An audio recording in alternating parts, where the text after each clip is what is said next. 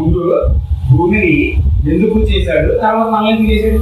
ఏమండి, ఈ రోజు మనం తినే ఆహారం నీ ఆకలి నీ దాహాన్ని చేస్తాం. అప్పుడప్పుడు అండి పెద్ద పెద్ద నాయకులకి క్యారెట్ పెడతారు. మనకంటే మనకు ఉన్న దాంతో వైట్ రైస్ కూర మధ్య పెట్టుకుని వెళ్ళిపోతాం దానికి పనికైనా ఎక్కడికైనా. కానీ పెద్ద పెద్ద నాయకులకి తెచ్చు ఉండదు క్యారెట్, తెచ్చు క్యారెట్ పైన ఏమో చేపలు, తర్వాత పీతలు, తర్వాత రొయ్యలు, తర్వాత అన్ని రకాలు కూడా ఉంటాయి. ఇది ఎక్కువ క్యారెట్ అక్కడ తీసి దాన్ని ఓపెన్ చేసి పెడితే రొయ్యలు, చేపలు, పీతలు అన్ని తేళ్ళు అన్ని కూడా అయిపోతుంది చేస్తారు.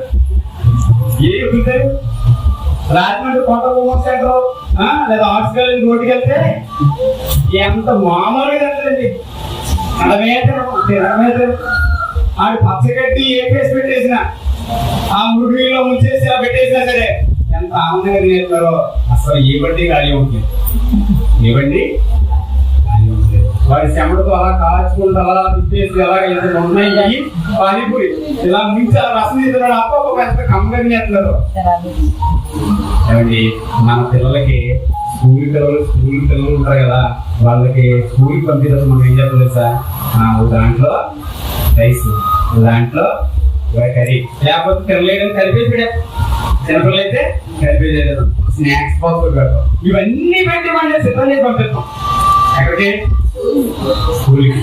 అలా దేవుడు కోరండి మనల్ని భూమి మీద పంపించడానికి, ఈ భూమి మీద మనల్ని పంపించడానికి ముందుగా సిద్ధపరిచాడు ఈ భూమిని. సార్ ఈ భూమిని ఎలా తయారు చేసేది సార్?